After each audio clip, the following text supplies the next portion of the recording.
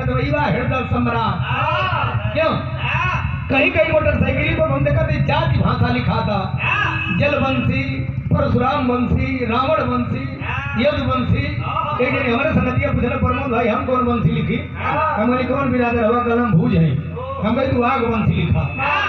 अगर झोकल है इस काम चला था तो तू लेना तो हम झोकल चालू करा।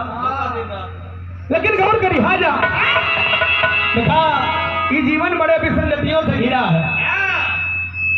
ये शाम का हमारी साथ सोता था, उठा था, बैठा था, भोर में 7 बजे खबर आ रही है कि फलाने अब हम लोगों के बीच नहीं रहे। जीवन का क्या लिए हैं? ये लिए झटके में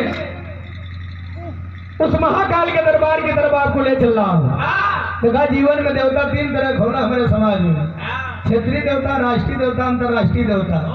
क्षेत्रीय देवता मतलब जैसे काली माई, डीह बाबा, बरम बाबा, बंजारा बाबा, ये लोग क्षेत्रीय देवता है। राष्ट्रीय देवता मतलब जैसे दुर्गा माई, लक्ष्मी माई, सरस्वती माई, हनुमान जी, ब्रह्मा जी।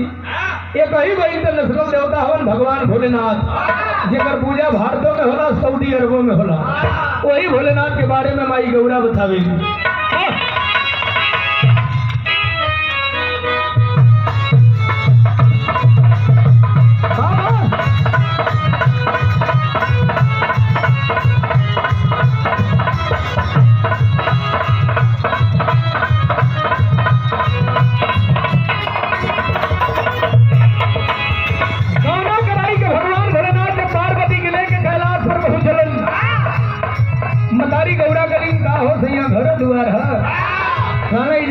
नजरिया जा रहा भाई सगरी ग्राम समाज है हमारे पल्ले का।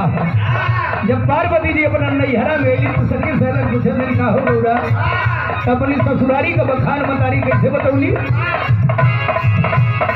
ना